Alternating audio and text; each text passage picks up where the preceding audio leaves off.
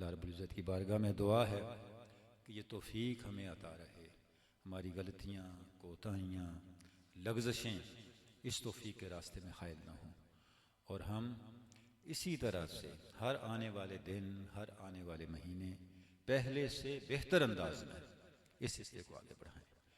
अल्लाह रब्बुल इज़्ज़त हमें फ़हम अता करे, मार्फत अता करे, इदराक अता करे, शऊर अता करे इस निस्बत की अज़मत का और मजमूआ सलवात और रसूल शरीफ के मारिफ का, इसकी बरक़ात का, इसके अनवार व तजल्लियात का, कि जितना हमारा इदराक बेहतर होगा, शऊर बेहतर होगा, फ़हम बेहतर होगा, उतना हमारा अमल और हमारा हाल बेहतर होगा।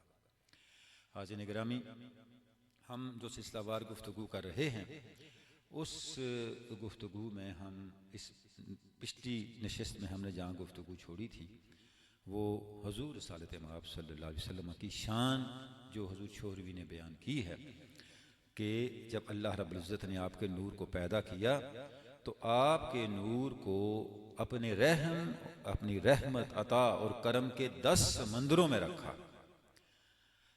उस मुद्दत तक जिस मुद्दत तक अल्लाह ने चाहा, और फिर वो सारे औसाफ, वो 10 समंदरों के औसाफ अल्लाह रब्बुल इज़्ज़त ने आपके इस नूर और आपकी ज़ात का हिस्सा बना दिया। वो कौन से 10 समंदर हैं? वो शफ़ाअत का समंदर है, वो नसीहत का समंदर है, वो शुक्र का समंदर है, वो सब्र का समंदर है, वो सखावत का समंदर है, इनाबत का समंदर है, यकीन का, हिल्म का, कनात का और मोहब्बत का समंदर है। तो हमने थोड़ी थोड़ी गुफ्तगू इन औसाफ के हवाले से की थी कि इसका मतलब क्या है और इसकी हिकमत क्या थी।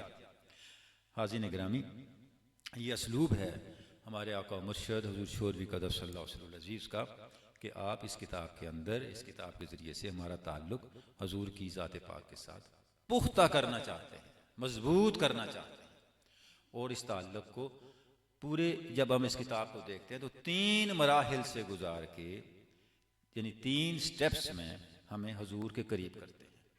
सबसे पहले हुज़ूर रिसालत मआब सल्लल्लाहु अलैहि वसल्लम की शख्सियत के करीब करते हैं, हुज़ूर की ज़ात के करीब करते हैं, और उसके बाद हुज़ूर की रिसालत और नबूवत के करीब करते हैं, और उसके बाद जो हुज़ूर का अल्लाह के साथ ताल्लुक़ है उस ताल्लुक़ की तासीर तक हमें पहुँचाते हैं। और ये मंजिल है व इन्ना इला रब्बिकल मुंतहा, कि बंदा मोमिन की मंजिल अल्लाह की ज़ात है, कि वो अल्लाह के करीब हो जाए, इतना करीब हो जाए कि अल्लाह की सिफात का अक्स उसकी ज़ात में पैदा होने लगे। ये सफ़र है, जिसने जितना सफ़र कर लिया ज़िंदगी में, आखिरत में उसकी वही मंजिल है। जितनी आगाही ले ली कब्र में, हशर में, जन्नत में, उतनी ही उसकी मंजिल है। वहाँ क्या मकाम होना है उसका फैसला हमने यहाँ करना है। इसलिए अल्लाह रब्बुल इज़्ज़त ने इरशाद फरमाया, मन काना फी हाज़े आमा व फिल आखिरति आमा, जिसने यहाँ अपनी आंखें न खोली आखिरत में उसकी आंखें नहीं खुलेगी। जो अल्लाह की शान से, अल्लाह की कुदरत से, अल्लाह की मारिफत से, अल्लाह के रसूल सल्लल्लाहु अलैहि वसल्लम की मारिफत से यहाँ गाफिल रहा, फहुवा फिल आखिरति आमा, वो आखिरत में भी गाफिल रहेगा। तो ये सारा सफ़र करना यहाँ पे है, और जितना सफ़र यहाँ कर लिया उतना असर हमें उसका आखिरत में मिलता जाएगा। और अगर यहाँ कुछ सफ़र ना किया, यहाँ कोई रास्ता तय ना किया, तो फिर आखिरत में जहाँ छोड़ के गए आखिरत में फिर वहीं रहना है। तो अब ये जो मजमूआ सलवात रसूल शरीफ है, ये हमें क्या करता है, बताता है कि हमने अल्लाह के साथ, अल्लाह के रसूल सल्लल्लाहु अलैहि वसल्लम के साथ ताल्लुक़ कैसे पैदा करना है। सबसे पहले क्या है? हुज़ूर की ज़ात है। उसके बाद क्या है? हुज़ूर की नबूवत और रिसालत है, और नबूवत और रिसालत के बाद फिर वो जो ताल्लुक़ है अल्लाह रब्बुल इज़्ज़त के साथ, उस ताल्लुक़ तक पहुँचने की काविश है, उस ताल्लुक़ तक पहुँचने की कोशिश है। थोड़ा सा मैं मिसाल देता हूँ कि आप ये सब करते कैसे हैं, अल्लाह की ज़ात के करीब कैसे करते हैं, कि जब हमें हुज़ूर के शमाइल से, हुज़ूर के खसाइल से आप आगाह करते हैं। यानी आप देखें, एक पूरा पारा आप इस पे लिखते हैं कि हुज़ूर का नूर और हुज़ूर का ज़हूर, ये पहला पारा जिस पे हम मुसलसल गुफ्तगू भी कर रहे हैं। फिर एक पूरा पारा हुज़ूर के बदन और हुज़ूर के जिस्म के बारे में लिखते हैं, आपके आज़ा के बारे में लिखते हैं। कि हुजूर के बदन पर, हुजूर के आज़ा पर दुरूद पाक।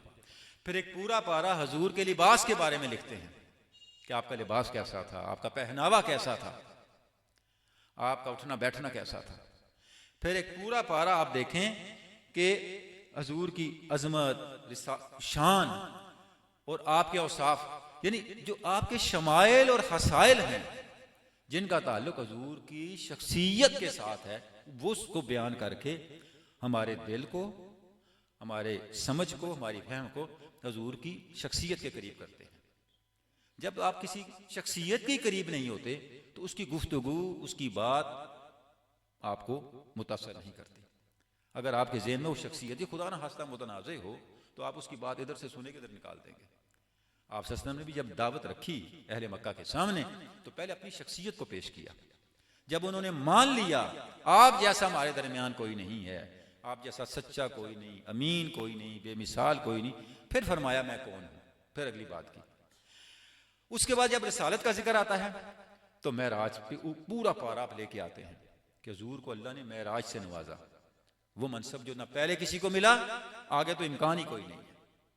और जिस्मानी महराज अल्लाह ने अता की, जागती आंखों के साथ अल्लाह ने रसूलुल्लाह सल्लल्लाहु अलैहि वसल्लम को इस पूरी कायनात की सैर करवाई, इस पूरी कायनात से गुजार कर कायनात की बुलंद तर जो मर्तबे थे अर्श ओला वहां तक ले गया।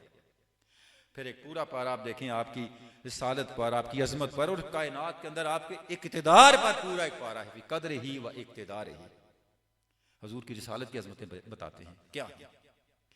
और आज़ीन गिरामी, जो कुछ मजमुआ सलवात रसूल शरीफ में आपने बयान किया है, हजारों लाखों अहादीस में बयान हुआ है, बिखरा हुआ है। और इन सारी अहादीस का यादा उलमा के बस की बात भी नहीं है। और आपने क्या करम किया, उन हजारों लाखों अहादीस में से वो अहादीस चुन के इस जखीरा नूर के वो जखीरे जो थे जमा कर दिए हैं मजमुआ सलवात रसूल शरीफ के अंदर, कि हम इनको पढ़ के अपने ईमान और अपने अमल को संवार सकें। और फिर उसके बाद अल्लाह के कुर्ब की तरफ लेके जाते हैं। और उसमें देखें जो पारे आप लिखते हैं कि एक पूरा पारा आपकी बिशारतों के बारे में, जो आपने बिशारतें दी हैं, मुस्तकबिल की खबरें दी हैं, फिर इल्म ही व इल्म गैब ही, पूरा एक पारा इसके ऊपर है।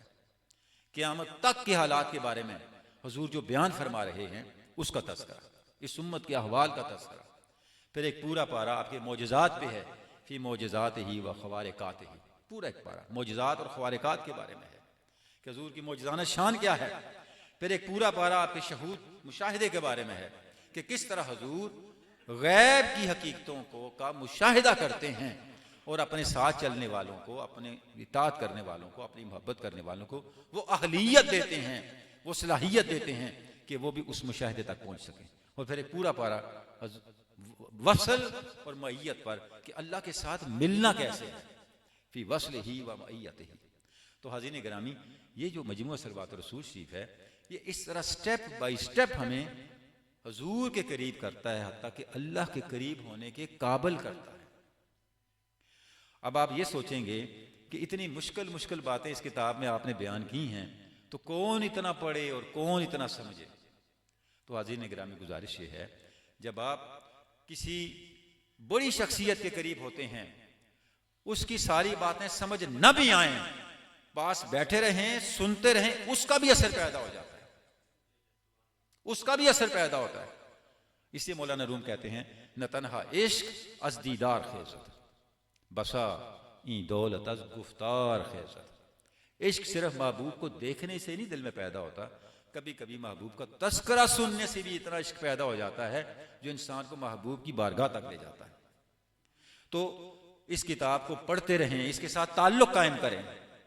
जितना आपका ताल्लुक इस किताब के साथ कायम होता जाएगा, इसका असर आपके अंदर पैदा होना शुरू हो जाएगा। देखिए, मैग्नेट के पास अगर लोहा पड़ा रहे ना, होते होते होते होते उसके अंदर भी मकनातीस की सलाहियत पैदा हो जाती है। तो वो सारी सलाहियत पैदा इधर ही करनी है जहां से मैंने बात शुरू की थी। हाज़रीन गिरामी, जब आदमी रेल पे बैठ जाए ना, घर किसी मंजिल पे जाने के लिए, जहां इंजन जाए सारे डब्बे वहां पहुंचते हैं, तो आदमी वहां पहुंच जाता है अगर रेल पे बैठा हुआ हो। लेकिन इसमें एक बात यह भी याद रखनी है, बैठते बगैर ये सोचना है कि आप कहां बैठे हुए हैं। जिस डब्बे में बैठेंगे मंजिल पे पहुंच जाएंगे, लेकिन होंगे उसी डब्बे में। चाहे फर्स्ट क्लास में बैठे या कोयले वाले डब्बे में बैठे। वो खुदा ना खास्ता कोयले वाले डब्बे में बैठ गए हैं तो जब मंजिल पे पहुंचेंगे तो कपड़े सारे काले स्याह होंगे, हाल बिगड़ा हुआ होगा, तो फिर कोई फर्स्ट क्लास वाली सवारियों के साथ बैठने नहीं देगा। यही सूरत हाल आखिरत की भी है। आखिरत में जन्नत में जितने मर्तबे होंगे, कोई फर्स्ट क्लास वाला होगा, कोई सेकंड क्लास वाला, कोई थर्ड क्लास वाला, कोई साबिकून अल-अव्वलून में से होगा, वस्साबिकून अस्साबिकून, कोई अस्हाबे यमीन, कोई किस मंजिल का होगा, उसका फैसला इधर ही करना है। मजमू सलवात रसूल शरीफ आपको इस अहले ईमान की रेलगाड़ी के फर्स्ट डब्बे की क्वालिफिकेशन देता है कि पहले डब्बे में बैठने वाले हम बन जाए, और वो फहम ले लें, वो इल्म ले लें, वो इदराक ले लें कि जब वहां पहुंचे तो हम उस मंजिल के मुताबिक अल्लाह और उसके रसूल के कुर्ब से बहरवर हों। तो हाज़रीन गिरामी, जो हमने बात की थी कि ये जो 10 खसाइस हैं, 10 समंदर हैं रहमतों के, जिनके अंदर अल्लाह रब्बुल इज्जत ने अपने हबीब पाक को रखा, तो यही 10 खसाइस अहलुल्लाह के खसाइस हैं। यानी आप सल्लल्लाहु अलैहि वसल्लम की इताअत और आप सल्लल्लाहु अलैहि वसल्लम की वफादारी में आपकी उम्मत में से जो इन खसाइस का हक अदा करता है वो उतना ही उतना अल्लाह और उसके रसूल के करीब होता चला जाता है। और हाज़रीन गिरामी, औलिया कराम की जिंदगियां इन्हीं खूबियों को अपने अंदर पैदा करने के मुजाहिदे का नाम है। यानी जिन बड़ी हस्तियां औलिया कराम, हम देखते हैं कि उन्होंने क्या किया अपनी जिंदगियों में, क्या किसके लिए जिंदगियां मुख्तस की, इन खसाइस को अपने अंदर पैदा करने के लिए जिंदगियां मुख्तस की, मेहनतें की, मुजाहिदे किए कि ये जो औसाफ हैं, ये औसाफ उनकी जिंदगी में आ जाएं, उनकी जिंदगी में पैदा हो जाए।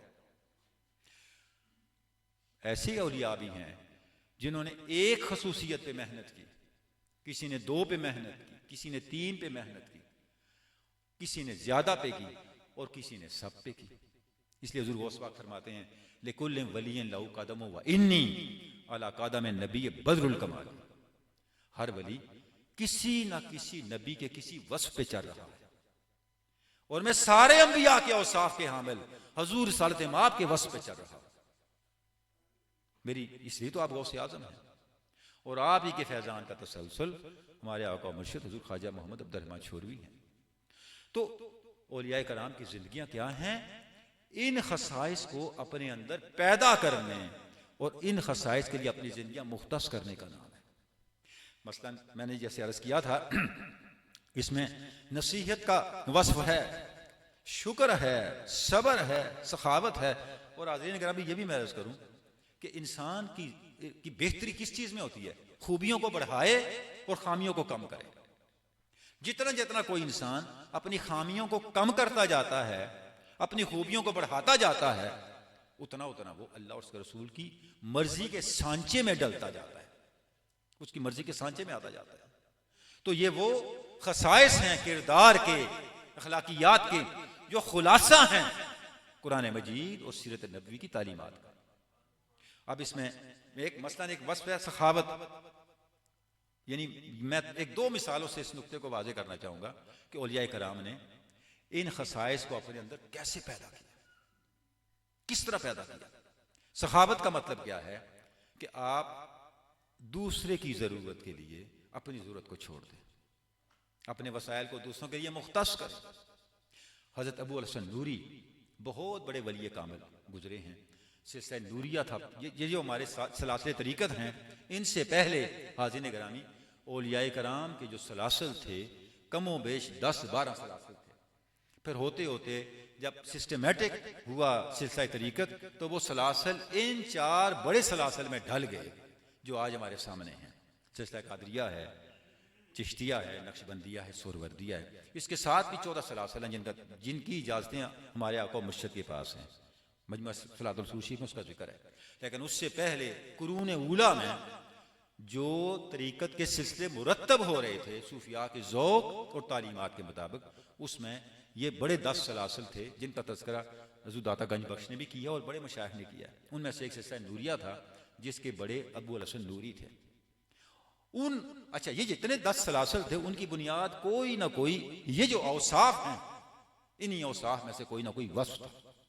यानी जब उन्होंने इनमें से किसी एक सिफ्त पे मेहनत की, उसको अपनी जात में रासिख किया, पक्का किया, और अपने पास आने वाले तरबियत पाने वालों में पुख्ता किया, तो वो पूरा एक मकतबा फिक्र और एक सिलसिला बन गया तरबियत का।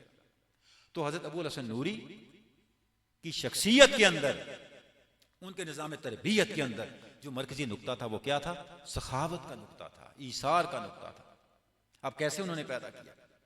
आप जानते हैं जब बादशाह लोग जो होते हैं, हुक्मरान, उन्हें हमेशा उस शख्सियत से खौफ होता है जिसके इर्द गिर्द लोग इकट्ठे हों कि कहीं हमारे खिलाफ बगावत ना हो जाए। इसलिए तो आले बैत अतहार के पीछे पड़े रहे हुक्मरान, और आले बैत अतहार के सारे आइमा को शहीद किया गया, क्योंकि हुक्मरानों को खौफ था कि लोग इनके पीछे लग के हमारा तख्ता ना उलटते। तो जब अबू हसन नूरी की मकबूलियत बहुत बढ़ गई तो वक्त के हुक्मरानों को खौफ हुआ कहीं अबू हसन नूरी के पास इतने लोग इकट्ठे हो गए हैं, ये हमारे खिलाफ ना हो जाएं। तो आर्डर ये जारी हुआ, जी अबू हसन नूरी और इनके लोगों को पकड़ो और इनको जनाब जाके इनका गर्दन कलम करो, इनको फांसी दो ताकि इनका सिलसिला खत्म हो। तो आपको और आपके साथ आपके जमाने के दो और बड़े लोगों को गिरफ्तार कर लिया गया, जल्लाद के वाले कर दिया गया। जब जल्लाद लेके गया सूली चढ़ाने के लिए, तो उनमें से एक को पकड़ा, आगे किया और तलवार खींचने लगा, तो अबू हसन नूरी दौड़े और दौड़ के उसको पीछे करके अपनी गर्दन आगे कर दी। जल्लाद बड़ा हैरान हुआ, उसने कहा हुजूर वाला, मैं यहाँ कोई मठियाई नहीं बांट रहा कि आप उसको छोड़ के आपने अपनी गर्दन आगे कर दी है, कोई इनाम नहीं दे रहा, गर्दन काटनी है और उसकी जगह आपने अपनी गर्दन रख दी है, क्यों? अब अबू हसन नूरी का जवाब सुनिए। हाज़िरीन गिरामी, ये फर्क होता है आम मुसलमान और वली कामिल। हमने क्या किया है? जुबान से कलमा पढ़ा, अल्लाह रसूल के साथ वादा किया और फारग हो गए। ये वो हस्तियां हैं जिन्होंने जब अल्लाह का कलमा पढ़ा, अल्लाह के साथ एक अहद किया, फिर जिंदगी उस अहद के सुपुर्द कर दी।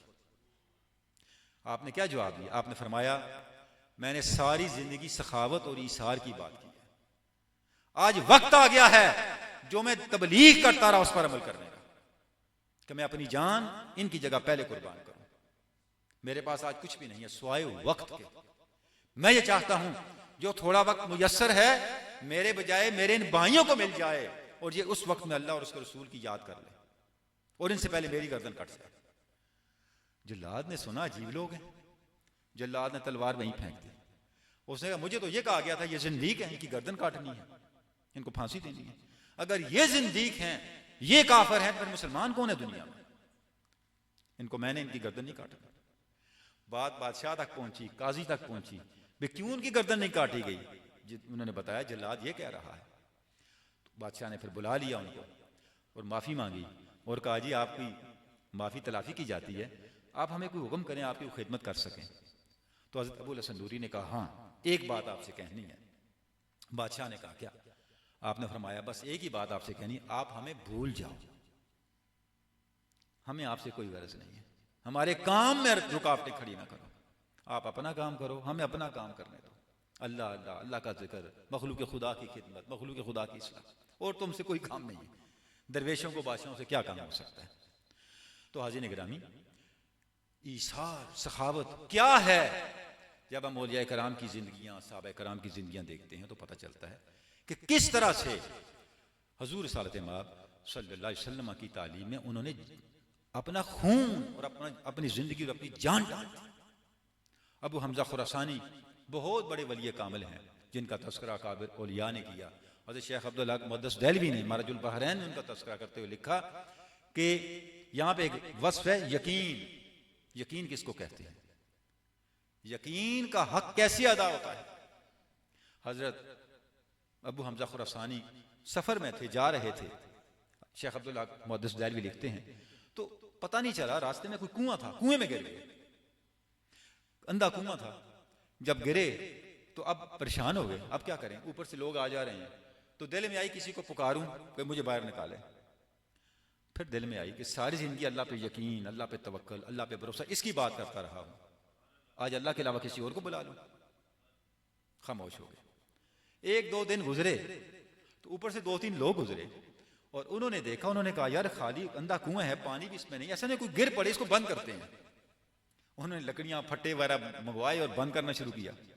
हज़रत अबू हमजा खुरासानी अंदर बैठे हैं और कहते हैं, आप दिल में आई इनको बुलाऊं, पुकारूं, बताऊं भी अंदर मैं बैठा हूं। बंदों को गिरने से बचाने के लिए जिसमें को बंद करो, उसमें तो बंदा पहले गिरा हुआ है। फिर दिल में आई, सारी जिंदगी यकीन की बात की है, सारी जिंदगी तवक्कल और अल्लाह पे भरोसे की बात की है, हो सकता है यही मेरी आज इम्तिहान का वक्त हो। खामोश रहे, हत्ता कि वो बंद करके चले गए। जब बंद करके चले गए तो उन्होंने कहा बस अब तो कबर ही है, जो मौला को मंजूर। शेख अब्दुल हक मुदस्सिर भी लिखते हैं कि रात हुई तो एक सुराख था जिसमें से चांदनी की किरणें आ रही थी। क्या देखते हैं उसमें से रस्सी नीचे आ रही है। होते होते रस्सी का सिरा जब नीचे पहुंचा तो देखा रस्सी ने किसी अजदा की दुम है। हजरत अबू हमजा खुरासानी ने जब उस दुम को देखा तो दिल में ख्याल आया ये गैर मामूली वाकया है, इस तरह कभी नहीं हुआ, हो सकता है अल्लाह की ताईद हो। उस दुम को पकड़ा तो अजदा ने ऊपर खींचना शुरू कर दिया। हत्ता कि जब बाहर निकले तो कुछ भी नहीं था, ना अजदहा था ना कुछ। तो कुएं से बाहर और आवाज आई, है अबू हमजा तेरी निजात भी क्या निजात है, हमने तुझे मौत के जरिए मौत से बचाया। तो हाज़रीन गिरामी, अल्लाह वालों की ये शान है और ये आइडियल है। ज़ाहिर यहां तक पहुंचना बहुत मुश्किल है। और ये भी मैं आपको बताऊं, इसमें एक असूल की बात है, आप उतना ही अमल करें जितना हाल हो। अगर हाल ना हो और वो अमल कर दें तो फिर काम खराब भी हो सकता है। देखे ना, रस्से पे चलने वाला रस्से पे चलता जाता है, दौड़ता जाता है, वो नहीं गिरता। उसको देख के मैं भी दौड़ना शुरू कर दूं बगैर प्रैक्टिस के तो फिर सीधा हड्डियां ही तोड़वाऊंगा अपनी। अहलुल्लाह के ये अहवाल आइडियल हैं, हमारे लिए मिसाल है कि यहां तक आप पहुंच सकते हैं बशर्ते कि प्रैक्टिस हो, अमल हो। पहले अमल, उसके मुताबिक फिर उसका इजहार। पहले अहलियत के बगैर नहीं। तो अहलुल्लाह ने इन औसाफ का हक अदा किया तो उसका नतीजे में अल्लाह रब्बुल इज्जत ने उनको ये अजमतें अता की। तो ये वो औसाफ हैं जिनका तज़किरा हुज़ूर छोर भी यहाँ फरमा रहे हैं। और हाज़रीन गिरामी, ये औसाफ पैदा कैसे होते हैं? उन हस्तियों की कुर्बत और ताल्लुक से पैदा होते हैं जो हस्तियां इन औसाफ की हामिल हैं। जिसके पास कोई जिन्स ही नहीं है, अगर आप उसके पास जाएं, उससे वो जिन्स तलब करें, वो जिन्स कैसे देगा? मुझे जर्मन जुबान नहीं आती, आप मेरे पास जर्मन सीखने के लिए आ जाए, मैं क्या सिखाऊंगा? फ्रांसीसी मुझे नहीं आती, कैसे सिखाऊंगा? उज़्बेक जुबान नहीं आती, कैसे सिखाऊंगा? एक बंदे के पास एक फन ही नहीं है। कोई भी फन साहिब फन के बगैर नहीं सीखा जा सकता, किताबों से नहीं सीखा जा सकता। एक बंदा ड्राइविंग सीखने का उसको शौक हो और ड्राइविंग की बड़ी अच्छी अच्छी किताबें मार्केट से मिलती हैं, किसी बड़े ड्राइविंग के माहिर की किताब ले ले और पूरी किताब ज़बानी याद करके गाड़ी पे बैठ जाए तो क्या होगा? सीधा एक्सीडेंट करेगा। तैरने का शौक हो, तैराकी की किताब ले ले, पूरी किताब ज़बानी हिफ्ज़ कर ले और हिफ्ज़ करने के बाद बिस्मिल्लाह करके दरिया में छलांग लगा दे, फिर गोताखोर ही आके निकालेगा, खुद नहीं निकलने के काबिल। तैराकी किसी तैराक से सीखेंगे, ड्राइविंग किसी ड्राइविंग के उस्ताद से सीखेंगे। बैन ही इन अहवाल का हसूल, अल्लाह के कुर्ब का हसूल, तसव्वुफ की मंजिल का हसूल किसी साहिब हाल से मिल सकता है। हम साहिब हाल की मजलिस में बैठे हैं। आज का दिन हमारे बहुत दिलों के करीब हमारे महमूद हज़रत किबला पीर तरीक़त हज़रत मुहिब्बुर रहमान रहमतुल्लाह तआला अलैह किबला चंद पीर साहब, उनकी उर्स का दिन है, उनकी याद का दिन है। उनकी याद के लिए हम बैठे हैं और ये एक इम्तियाज़ है उनका। हज़ूर छोरवी के तमाम खुलफा में से आपके आखिरी खलीफा हज़रत किबला फज़लुर रहमान रहमा हैं और आपके खुलफा में से जो अगली पोस्ट, अगली नस्ल है, अगली पीढ़ी है, उसमें से भी जिस तरह हजूर फजल रहमान रहमा सबसे आखिरी खलीफा हैं हजूर छोरवी के, ये भी अल्लाह का करम है कि उनकी हजूर छोरवी की औलाद खुलफा में से, उनकी औलादों में से सबसे आखिर में जाने वाले हजरत किबला चंद जी हैं। यानी हमारे दरमियान रहे, आखिर तक हमारे दरमियान रहे और हमने उनकी ज़ियारतें की, हमने उनका कुर्ब पाया, उनसे सीखा, उनसे फैज़ लिया। ये वो चांद है जिसको अल्लाह ने तादेर तलू रखा और तादेर तलू रहेगा इंशाअल्लाह। इसका फैज़ान जारी और सारी रहेगा और उसकी सबूत आप देख रहे हैं कि अल्लाह रब्बुल इज़्ज़त ने इस बारगाह को, इस खानकाह को, इस खानवादे को ये शर्फ अता किया कि वो किताब जिसके लिए हज़ूर छोरवी क़द्दसल्लाहु सिर्रहु ने अपनी ज़िंदगी लगाई, उसकी नश्र व इशाअत इस बारगाह से हो रही है।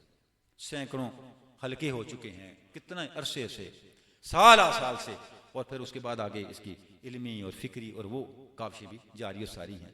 क्योंकि हजूर छोरवी की अगर आप ज़िंदगी देखें तो आपने इतनी तलकीन फरमाई मजमू सलवात रसूल शरीफ के हवाले से अपने खुलफा को, जो उस तौर के खतूत हैं छपे हुए हैं सारे मकतूबात रहमानिया में आप पढ़ सकते हैं, कि आप इसके लिए अपने वसाइल मुख्तस करें, मजमू सलवात रसूल शरीफ को पढ़ें, इसको छापें, इसको फ़रोग दें। इतनी तलकीन की हुई है और आपकी जितनी हदायत हैं, जितनी तलकीनें हैं, उसका अमल हमें इस बारगाह में नज़र आ रहा है। तो हाज़रीन गिरामी, हमने इस बारगाह के साथ अपने ताल्लुक़ को पुख्ता करना है, मजबूत करना है। औलिया के साथ ताल्लुक़, अल्लाह वालों के साथ ताल्लुक़ ईमान को तहफ़्फ़ुज़ देता है, अमल को तहफ़्फ़ुज़ देता है, महफूज करता है। दुनिया में रहमतें अल्लाह की लेके आता है, आखिरत में अल्लाह की रहमतें लेके आता है।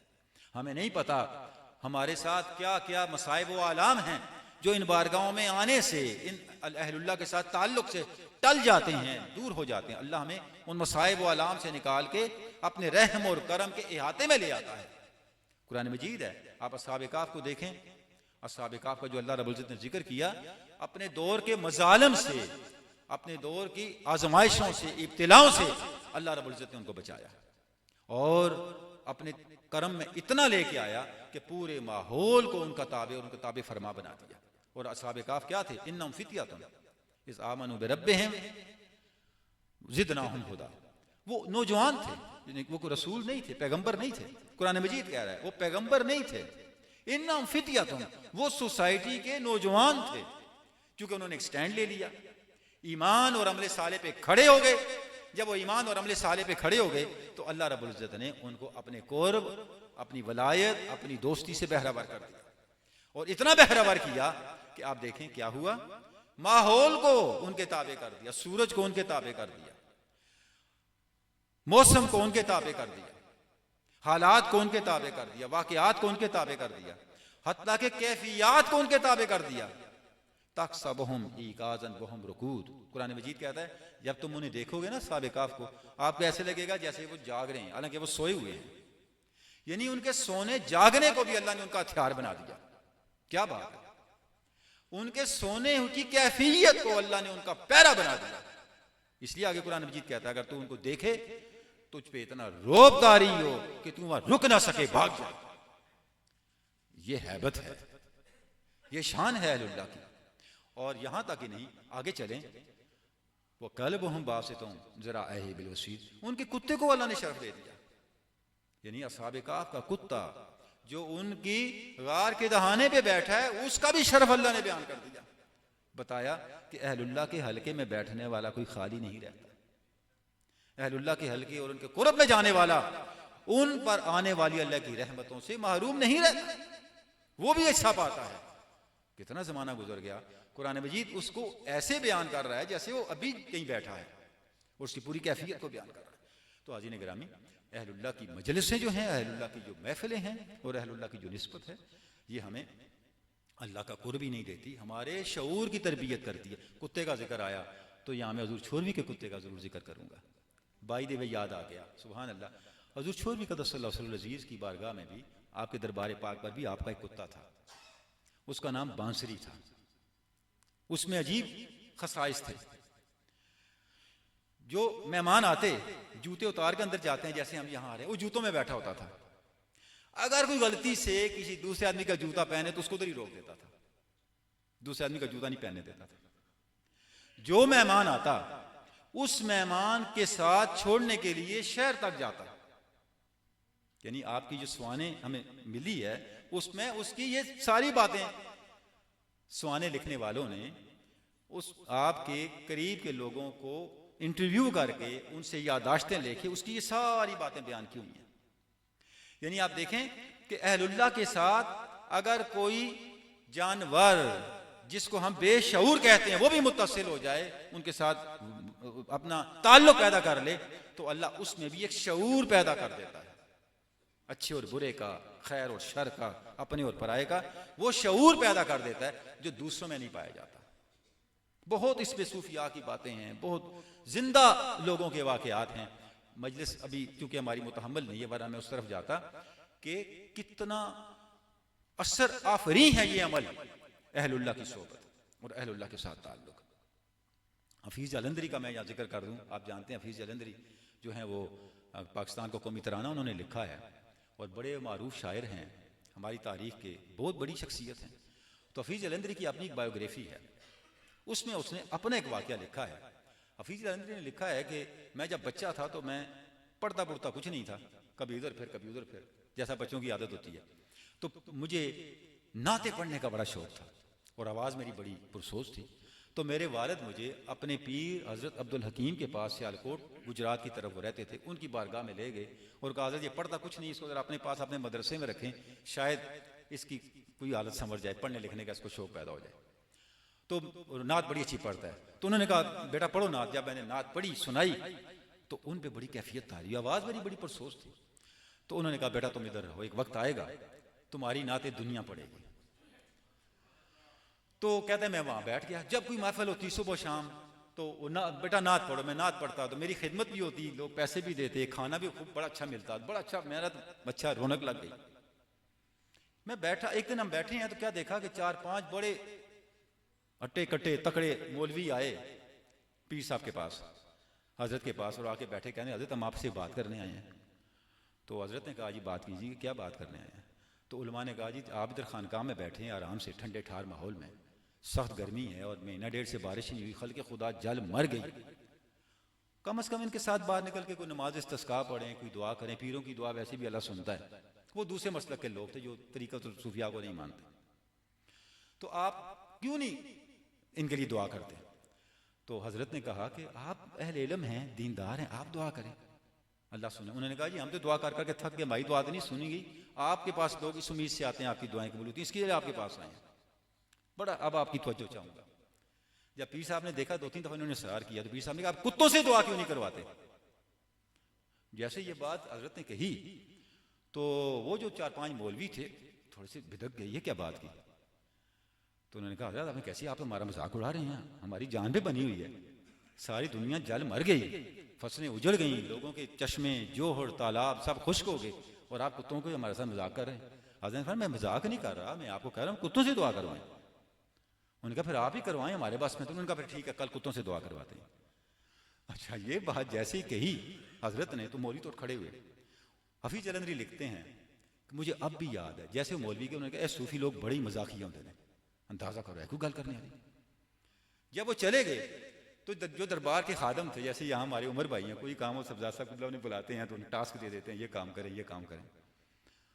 हजरत ने अपने जो लंगर का इंचार्ज था, उनका छोटा भाई था या फैमिली का मेंबर, उसको बुलाया और फरमाया कल हमने कुत्तों की दावत करनी है, इसका इंतजाम करें। सब लोगों पे खौफदारी हो गया, इतनी ट्रे लेके आए और इस तरह का हलवा बनाए, इंतहाई पुरतकल्लफ। अब जनाब जी सारा सामान सारी रात हलवे की देगें पकती रही, हलवा तैयार हो गया, सब कुछ हो गया। सुबह सवेरे आपने को फरमाया सारी गली साफ कर दें। सारी गली साफ कर दी गई और पूरे इलाके में, पूरे गांव में खौफ की कैफियत, ये क्या हो रहा है। और सुबह सवेरे वो मौलवी भी आ गए देखने के लिए। आपने फरमाया भर दें ये जो सीनियाँ होती हैं ट्रे हलवे की, भर दें और गली में आपने सामने करके रख दें। सब परेशान, हक्का बक्का, हल्ला जाने होना क्या है। पूरी गली जनाब भर दी, रख दी। इतने में क्या देखते हैं कि एक कुत्ता जो बिल्कुल जिस तरह होता है ना लागर सा कुत्ता पड़ा होता है, जिसको हम कहते हैं लूसी कुत्ता, जो वहां फिरता रहता था, वो कुत्ता आ रहा है जैसा शेर आ रहा होता है और पीछे कुत्तों की पूरी लाइन आ रही है। वो कुत्ता आके खड़ा हो गया जैसे वो सरबराह है किसी लश्कर का, उसका हाल ही अजीब। और सारे कुत्ते तरतीब के साथ गली में उन ट्रेयों के ऊपर बैठ गए, छतों पे सब लोग, और मौलवी कोने पे खड़े कांप रहे हैं एक जगह। हजरत ने फरमाया उस कुत्ते को कुछ कहा, उसका नाम काला कुत्ता, कालू, कालू अपने दोस्तों को कहो हमने दावत की है, हमारे बुरे अमाल की वजह से हम पे गिरफ्त हो रही है, आप लोगों का तो कोई बुरा अमल नहीं, आप अल्लाह की बारगाह में हमारी सिफारिश करो और दुआ करो। लो जी, जैसे ही आपने ये फरमाया कुत्ते ने कुछ इशारा किया और सारे कुत्ते खाना खाने लगे। जब सब कुत्तों ने खा लिया और खाने के बाद आसमान की तरफ मुंह करके अजीब आवाज निकाली, उसके बाद उस कुत्ते ने कुछ नहीं खाया, वो कालू ने, जो आमतौर पे वहां हड्डियों के लिए बैठा होता था। उसके बाद कितार में पहले एक लाइन निकली, फिर दूसरी लाइन निकल के चली गई। जब सारे कुत्ते चले गए, हफीज अलंदरी लिखते हैं कि मैं अल्लाह की कसम खा के कहता हूं, जब आखिरी कुत्ता गया हमने देखा कि बारिश का पहला कतरा जमीन पे गिरा। हम अपने कमरों में नहीं दाखिल हुए, हमारे पांव कीचड़ से भर गए। आपने फरमाया वो कालू किधर है, उसको भी एक ट्रे दो। फिर उस कुत्ते को दिया गया। फिर आपने मेहमानों को दिया। हफीज अलंदरी कह रहे हैं मुझे अब भी याद है, कमरे में बैठे वो सारे मौलवी हलवा भी खा रहे थे और हंस भी रहे थे। तो हाज़िन गिरामी, अल्लाह वालों की अजीब शान है। बात कहाँ से कहाँ चली गई। गुजारिश ये है कि इस मजलिस को आम मजलिस न समझें। मजमा सलवात रसूल शरीफ की मजलिस को, अल्लाह के जिक्र की मजलिस को, ये अल्लाह के करम को अट्रैक्ट करने और अपने आप को उसका अहल बनाने की मजलिस है। इस किताब के साथ ताल्लुक हमने कायम करना है। ये नामुमकिनात को मुमकिनात में बदलने वाली और मुमकिनात को नामुमकिनात में बदलने वाली किताब है। ये कुरान मजीद की एक आयत की ताकत है, एक आयत की, इन्नल्लाह व मलाइकातुहु युसल्लूना अलन नबी। वो कुरान मजीद जिसकी शान ये है, वलौ अंज़लना हाज़ल कुरान अला जबलिन लरअयतहु खाशिअन मुतसद्दिअन मिन खशियतिल्लाह। अगर हम इस किताब को पहाड़ों पे उतारते, पहाड़ रेजा रेजा हो जाते, जर्रा जर्रा। ये वो किताब है, उसकी एक आयत, इन्नल्लाह व मलाइकातुहु, उसकी ताकत मजमू सलवात रसूल शरीफ है। अगर आपके पास वक्त ना हो पढ़ने का, सिर्फ खोल के देख लिया करें। इसको खोल के देख लेना भी एक दिन आएगा आपको इसकी तिलावत का हामिल बना देगा। ये किताब नहीं है, ये ख्वाजा अब्दुर्रहमान छोरवी का हाथ है। इसको छूना अब्दुर्रहमान छोरवी के हाथ को छूना है। इस किताब के साथ ताल्लुक न करने का मतलब यह है कि अल्लाह ने हमारे शहर में हमारे पास फैजान का एक सरचश्मा जारी किया और हम उस फैजान के सरचश्मे से खुदा न खास्ता मारूम रहे। इस किताब के साथ ताल्लुक कायम करना है। तो बात यह है, मैं औसाफ का जिक्र कर रहा था, तो जो 10 औसाफ थे उन औसाफ का हमने कुछ जिक्र किया। नसीहत पे हमने बात की, शुक्र पे पिसी मजलिस में, सब्र पे, सखावत पे, अनाबत पे, यकीन और हिलम पे, कनात और मोहब्बत पे, शफाअत पे बिल्कुल बात नहीं हो सकी थी। मैं मुख्तसर सी शफाअत पे बात करना चाहूँगा और एक ख़ास निस्बत से करना चाहूँगा। हदीस शफाअत है, हुज़ूर सल्लल्लाहु अलैहि वसल्लम को अल्लाह रब्बुल इज़्ज़त ने जो मनसब अता की, और आपकी शफाअत पे पूरा चैप्टर है मजमा सलवात रसूल शरीफ में, जिसमें आपने हुज़ूर की शफाअत की शान को बयान किया है। और आपने खुद एक इस्तग़फ़ार लिखा है, उसका नाम ही शफ़ाअतुल कबायर रखा है। शफ़ाअतुल कबायर फ़ी मग़फ़िरतिस सग़ाइर वल कबायर, जिसमें 83 के करीब इस्तग़फ़ार हैं। और वो सारे इस्तग़फ़ार हुज़ूर सल्लल्लाहु अलैहि वसल्लम की शफ़ाअत को बयान और उस शफ़ाअत के फैज़ान के तसलसल में लिखे हुए हैं। और वो जो मुंतखब और आदे कादरिया किताब छपी हुई है हमारी, उसके अंदर वो शामिल है। और उसमें आपने वो तारीख़ भी लिखी है जिस तारीख़ को वो शफ़ाअतुल कबायर मुकम्मल हुआ था। तो हदीस शफ़ाअत हाज़िन गिरामी बड़ी मारूफ हदीस है। हुज़ूर सल्लल्लाहु अलैहि वसल्लम ने इरशाद फरमाया, सहीहैन की हदीस है, सियासता इसे सपोर्ट करती है कि आपने इरशाद फरमाया क़यामत का दिन होगा, खल्क़ खुदा के लिए बड़ी आजमाइश का दिन होगा। मखलूक खुदा को अपने अमाल के अंजाम से खौफ आ रहा होगा और मखलूक खुदा ये चाहेगी, ये फैसला करेगी कि अल्लाह के किसी करीबी बंदे के पास जाएं और जाके अल्लाह की बारगाह में सिफारिश करवाएं ताकि अल्लाह का गज़ब कम हो, उसकी शान करीमी नुमाया हो और उनके गुनाहों की मग़फ़िरत मिले। तो वो कहेंगे आदम अलैहिस्सलाम के पास चलते हैं, और मखलूक खुदा आदम अलैहिस्सलाम के पास जाएगी और आदम अलैहिस्सलाम की बारगाह में अर्ज़ करेगी, है हमारे जद्द अमजद, आप वो हैं जिनको अल्लाह ने अपने हाथों से बनाया, अपने हाथों से बनाया, आप अल्लाह की बारगाह में हमारी सिफारिश करें। जब आदम अलैहिस्सलाम मखलूक खुदा की ये बात सुने के फरमाएंगे, लस्तु हुनाकुम, मैं तुम्हारे लिए ये काम नहीं कर सकता। नूह के पास जाओ, क्योंकि नूह वो हस्ती हैं जिनको अल्लाह ने पहला रसूल बनाया। खल्क़े खुदा नूह अलैहिस्सलाम के पास जाएगी, उनके पास जाके सिफारिश के लिए इल्तिजाएं करेगी, उनकी शान बयान करेगी। अल्लाह ने आपको रसूल बनाया, अल्लाह ने आपको नजीउल्लाह बनाया, ये मनसब दिया, अल्लाह की बारगाह में हमारी सिफारिश करें। हदीस पाक के अल्फाज है। नूह अलैहिस्सलाम फरमाएंगे, लस्तु हुनाकुम, मैं तुम्हारा ये काम नहीं कर सकता। आगे जाओ, इब्राहिम के पास जाओ, वो अल्लाह के खलील हैं। खल्क़े खुदा इब्राहिम अलैहिस्सलाम के पास जाएगी और कहे उनकी बारगाह में जाकर अर्ज़ करेगी कि हमारी सिफारिश करें, अल्लाह ने आपको खलील बनाया। वो फरमाएंगे, लस्तु हुनाकुम, आज के दिन मैं तुम्हारा काम नहीं कर सकता, मूसा के पास जाओ, वो अल्लाह के कलीम हैं, उन्हें अल्लाह ने अपने कलाम से मुझ बहरावर किया है, कलाम का शरफ दिया है, वो तुम्हारी सिफारिश करें। जब मूसा अलैहिस्सलाम के पास जाएंगे, मूसा अलैहिस्सलाम भी यही जवाब देंगे, लस्तो हुनाकुम, आज का दिन बड़ा सख्त है, आज के दिन की सख्तियों में कोई अल्लाह के जलाल का सामना नहीं कर सकता। तो ईसा के पास जाओ, वो रूहुल्लाह हैं, अल्लाह ने उनको ऐसे बनाया जैसे किसी को नहीं बनाया, बगैर बाप के पैदा किया। मखलूक खुदा ईसा अलैहिस्सलाम के पास जाएंगे, जब ईसा अलैहिस्सलाम के पास जाएंगे, ईसा अलैहिस्सलाम फरमाएंगे लस्तो हुनाकुम, मैं तुम्हारा ये काम नहीं कर सकता, मोहम्मद के पास जाओ, तुम्हारा काम मोहम्मद करेंगे। हुजूर फरमाते हैं फिर खल्क़ खुदा मेरे पास आएगी। क्या शान है, इसलिए तो हुजूर छोरवी ने पूरा पारा लिखा, फी इल्म ही व इल्म गैब ही। जब मखलूक खुदा आप सल्लम की बारगाह में आएगी तो आप क्या फरमाते हैं? आप फरमाते हैं मैं अल्लाह से शिफाअत का इज़्न लूंगा। सुभान अल्लाह, क्या अल्लाह का जलाल होगा उस दिन कि अल्लाह का महबूब भी अल्लाह के इज़्न से शिफाअत करेगा। हम क्या समझे हुए हैं, वमा कदरुल्लाह का कदरी, अल्लाह कौन है? हुजूर फरमाता है जब मुझे इज़्न मिल जाएगा मैं अल्लाह की बारगाह में सजदे में गिर जाऊंगा, उतनी देर तक सजदे में रहूंगा जब तक अल्लाह चाहेगा, और अल्लाह की वो तस्बीह करूंगा जो किसी ने नहीं की, अल्लाह ने सिर्फ मुझे सिखाई है। वो तस्बीह मैंने उस दिन के लिए रखी हुई है, मैं अल्लाह की वो तस्बीह करूंगा। जब मैं वो तस्बीह करूंगा अल्लाह की बारगाह से हुक्म होगा इसफारासा का सल तोता कुल युस्मा वशफा तुशफा, है मेरे महबूब अपना सर उठा ले, तू सवाल कर तुझे अता किया जाएगा, तू बात कर तेरी बात सुनी जाएगी, तू शिफात कर तेरी शिफात कबूल की जाएगी। फिर मैं मखलूक खुदा की शिफात करूंगा और मैं अल्लाह मुझे इज़्न देगा, मैं अहले ईमान को जहन्नम से निकालूंगा, फिर कुछ रह जाएंगे, फिर मैं सजदे में चला जाऊंगा, फिर अल्लाह का ये अमर होगा, फिर मैं मखलूक खुदा को निकालूंगा, फिर निकालूंगा, फिर निकालूंगा, हत्ता के 5 मरतबा खल्क़ खुदा को जहन्नम से निकालूंगा, ताकि जहन्नम में सिर्फ वो लोग रह जाएंगे जिनके जहन्नम से निकलने में कुरान रुकावट होगा। कुरान रुकावट होगा मतलब क्या है?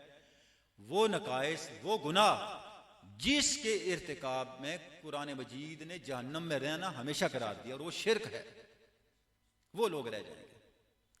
ये हदीस पाक है हाज़रीन गिरामी, हदीस शफात, जिसका जिक्र हजूर छोरी यहाँ फरमा रहे हैं कि जब अल्लाह रब्बुल इज्जत ने अपने हबीब पाक को अपने रहम और करम के इन समंदरों में रखा और उसके बाद आखिर में क्या अता की? शफात की शान अता की, जिसका ज़हूर मैदान माशर में होगा।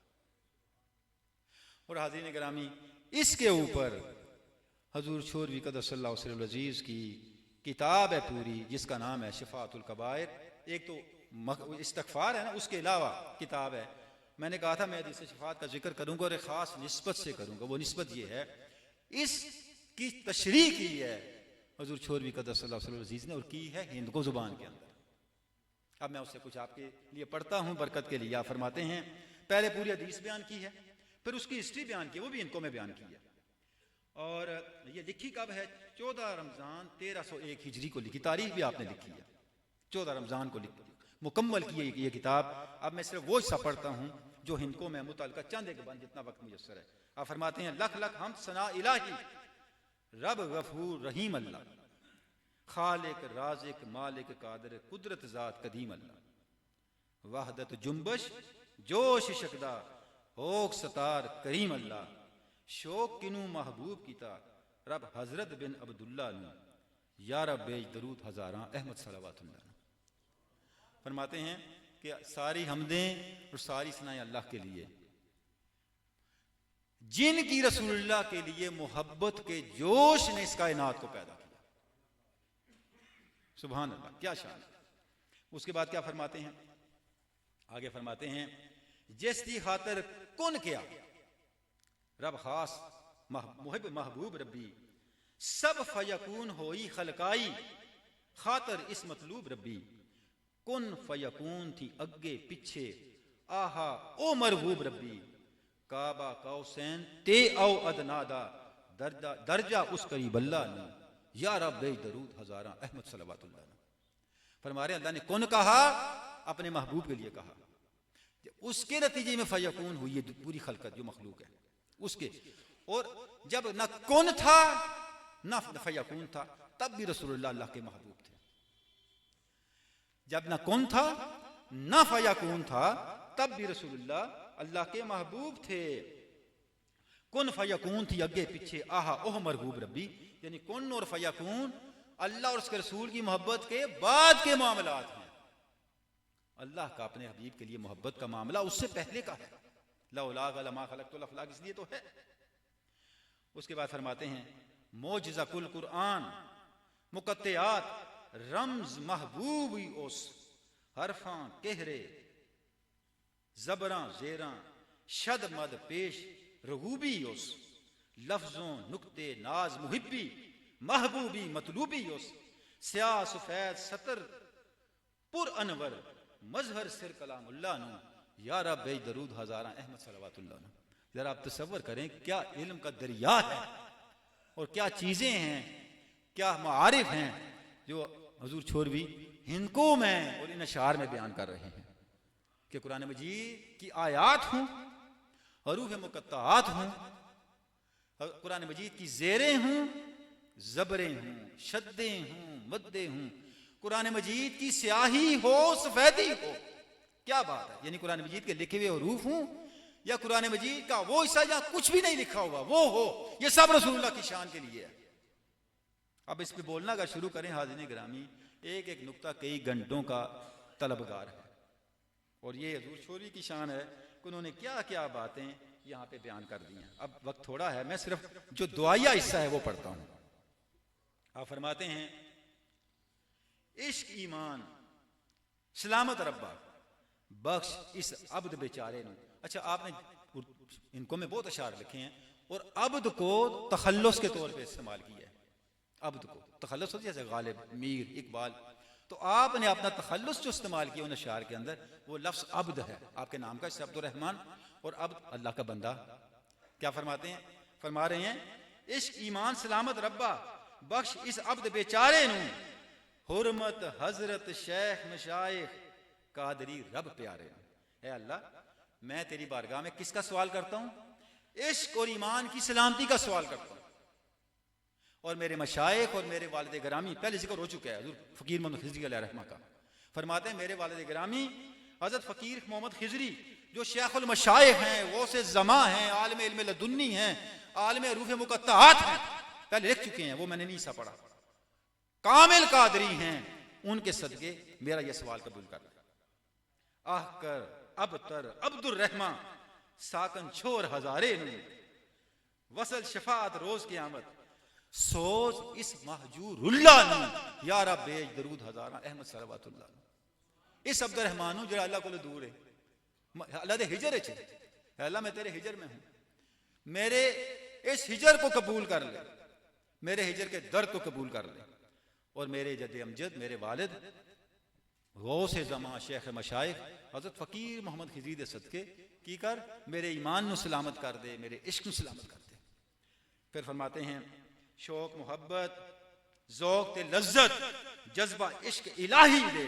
आज मुबारक दिन है, उर्स की तकरीब भी है, मजमा सलवात रसूल का दर्स भी है, तो हम ये दुआ कर रहे हैं हजूर अपने आका मुर्शिद के अल्फाज में, हजूर छोर भी के अल्फाज में क्या फरमाते हैं, शौक मोहब्बत ज़ौक़ ते लज्जत जज्बा इश्क इलाही दे, वहदत जुम्बश जोश खरोश ते गलबा इश्क इलाही दे, यारा बख्श इनेमत उज़मा जलवा इश्क इलाही दे, वासिल काबिल कामिल कर तू आज इस गरीबुल्लाह ने, यारा बे दरूद हजारा अहमद सलवातुल्लाह ने। अब देखें तीन बातें आपने दी, वासिल कर दे मुझे, काबिल कर दे, कामिल कर दे। हाज़िरीन गिरामी, काबिलियत के बगैर कुछ नहीं मिलता। जो मैंने पहले बात की थी, अहलियत ना हो कुछ मिल भी जाए तो वो बोझ होता है, वो इंसान को खत्म कर देता है, किसी तरफ का नहीं छोड़ता। अहलियत हो, काबिलियत हो तो इंसान अता को कंटेन करता है, उस अता को संभालता है, उस अता के साथ अपने आप को आगे बढ़ाता है, आगे लेके चलता है। तो आप देखें क्या एहतियात है, हमारे लिए लिखा है ना सारा, आपने तो जो लिखा है अता होने के बाद लिखा है।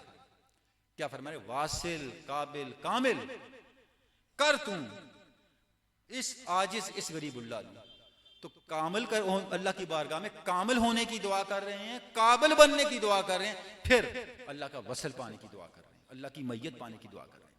और उसके बाद फरमाने या रब हुर्मत हजरत सरवर ते उल अज़्म कमाल जड़े नबी रसूल वली सब गौस कुतुब औताद अब्दाल जड़े। सुभान अल्लाह।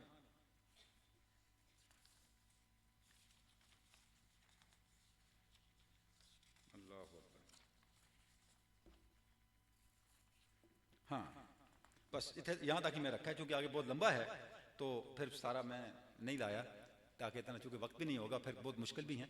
तो अब आपने देखा कि किस अंदाज के साथ हुजूर की शान शफात को आपने बयान फरमाया, और उस शान को बयान करने के बाद उसको किस तरह से अशार में हमारी मादरी ज़ुबान में नज़म करके हमें बताया, ताकि हम इन हक़ाइक़ को समझ सकें, इन हक़ाइक़ को अपने बातन का हिस्सा बना सकें, और इनसे निकालना क्या है, पहुँचना कहाँ है। अल्लाह के वसल तक पहुँचना है, अल्लाह के कुर्ब तक पहुँचना है, और पहुँचना उसकी अहलियत और काबिलियत को पाके पहुँचना है। जब तक अहलियत और अहलियत नहीं होगी तो हाज़रीन गिरामी फिर कोई मंजिल नहीं मिलती, और मिली हुई मंजिल संभाली भी नहीं जाती। बारगाह रब्बुल इज़्ज़त में दुआ है कि अल्लाह रब्बुल इज़्ज़त हमें इस काबिल कर दे कि हम अहलुल्लाह की मजालिस में बैठें और इन मजालिस को कंटिन्यू कर सकें। एक शख्सियत, एक साहिब मदीना पाक आए और उन्होंने आप सल्लल्लाहु अलैहि वसल्लम की बारगाह में ईमान की दरख्वास्त की, ईमान कबूल किया। जब ईमान लाए तो थोड़ी देर, एक आध दिन गुजरा, बुखार हो गया, इतना बुखार, इतनी तकलीफ, 2-3 दिन बड़े तड़पे। तो आप सल्लल्लाहु अलैहि वसल्लम की बारगाह में कहने लगे या रसूलल्लाह आप अपनी बैत वापस ले लें, मुझसे नहीं संभाली जाती, मैं तो ठीक ठाक आया था, तो ये हाल हो गया। आपने फरमाया नहीं, ऐसा नहीं होता। फिर दूसरी दफ़ा आए, फिर तीसरी दफ़ा आए, हत्ता कि मदीना छोड़ के चले गए। जब मदीना छोड़ के गए तो आप सल्लल्लाहु अलैहि वसल्लम ने इरशाद फरमाया मदीना एक कुठाली है, ये अपने अंदर खोट को नहीं रहने देता। हाज़रीन गिरामी हदीस पाक मैंने इसलिए सुनाई, अहलुल्लाह की मजलिस में आना सादत है, और मजलिस में आते रहने को कायम रखना उससे बड़ी सादत है। ये दुआ करें अल्लाह रब्बुल इज़्ज़त हमें इस निस्बत का हामिल बनाए और इस निस्बत का काबिल और अहल बनाए कि हम इस निस्बत को कंटिन्यू कर सकें। वो कहते हैं ना कि सागन उन्होंने जानी तोड़ जिना दियां चढ़ियां, भरिया होता जानी जेड़ा तोड़ चढ़ जाए। घड़ा भर के लिया तो राह च तिल गया, घड़ा डिग गया, टुट गया, घर पहुंचा तो हथ कुछ नहीं, यदा कोई फायदा नहीं। छोटा भांडा हो भर के लियाओ तो घर तक लेके जाओ, एक कामयाबी है। अल्लाह वालों की बारगाह में आओ और फिर उस आने की अहलियत हमें मिले और वो फिर चलती रहे, हम उसको संभाल सकें, कंटिन्यू कर सकें, उसकी बरकत जिंदगी में आती है। अल्लाह रब्बुल इज़्ज़त हमें इस पे इस्तिकामत अता फरमाए, इसकी अहलियत अता फरमाए। खुद भी मजालिस में हाज़िर निगरामी आए, अपने बच्चों को, वाबस्तगान को और ख़ुसूसन नौजवानों को खींच खींच के लाए। फितने का ज़माना है, मादियत, जो नफ्स के लालच, नफ्स की दिलकशियाँ, नफ्स की कशिश इतनी ज़्यादा है कि हक की कशिश और हक की अहमियत धुंध ला गई। धुंध होती है ना, फिर कुछ नज़र नहीं आता। आप ड्राइव करते हैं, आगे धुंध हो, कोई पता नहीं कहाँ जाना है। गुनाह और आलूदगी ने इतनी धुंध फैला दी है। मैं तो अक्सर ये कहता हूँ, पहले ज़माने में बुराई के लिए एहतमाम करना पड़ता था, कोई देख ना ले, मुशक्क़त करनी पड़ती थी, खर्च करना पड़ता था, कहीं जाना पड़ता था। अब बुराई आपके क्लिक पे, इतनी करने की ज़रूरत है, बुराई आपके पास है। ये वो ज़माना है। और नेकी इतनी दूर है जिस तरह पेटू की चोटी हो, ये हालत हो गई है। अपने बच्चों के ईमान को बचाएं, अपनी नस्ल के ईमान को बचाएं। अगर आप इसमें कामयाब हो गए, इसका सबसे बड़ा फ़ायदा ये होगा, आपकी कब्र आबाद होगी, आपको अपनी कब्र में सुकून होगा। और खुदा न खास्ता हम अपनी नौजवान नस्ल के ईमान को न बचा सके, दुनिया तो ख़राब है ही, अब तक तड़पते रहेंगे। ये मजालिस हाज़रीन गिरामी इसलिए हो रही है और कोई मकसद नहीं है। तकरीरों का, मजलिस से जाने का, खिताबात करने का कोई शौक़ नहीं। यकीन करें क़िबला हुज़ूर साहिबजादा साहब का हुक्म है, उसके तहत हम आपकी खिदमत में आपके पास आते हैं, हाज़िर होते हैं। आपसे कुछ नहीं चाहिए सिवाय इसके कि आप अपने वाबस्तगान को लेंगे। जमालुद्दीन अफ़गानी का नाम आपने सुना है, बहुत बड़े माहिरान मा गुजरे हैं। उनके दिल में दर्द था पूरी उम्मत इकट्ठी हो जाए। तो सुल्तान अब्दुल हमीद सानी से मिले, जो आखिरी सुल्तान है हमारा। तो उसने कहा जी मैं आपकी क्या खिदमत कर सकता हूँ। सुल्तान वक्त, ऑटोमन एम्पायर का।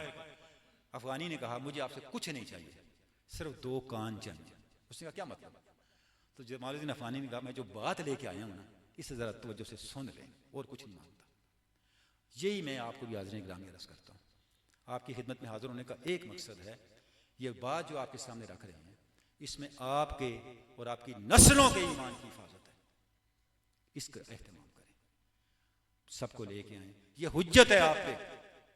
इतनी काबज के बावजूद भी अगर आप अपनी नस्लों को न लाएं और खुदा न खास्ता ईमान ज़ाया हो जाए, तो अल्लाह की बारगाह में कोई दलील नहीं दे सकेंगे बचने की कि हमारे पास कोई एहतमाम नहीं था, हम कहाँ जाते, क्या करते। करने वालों ने कर दिया, अब उसको आगे बढ़ाना आपका काम है। वाखिर दावाना अनिल हम्दुलिल्लाह।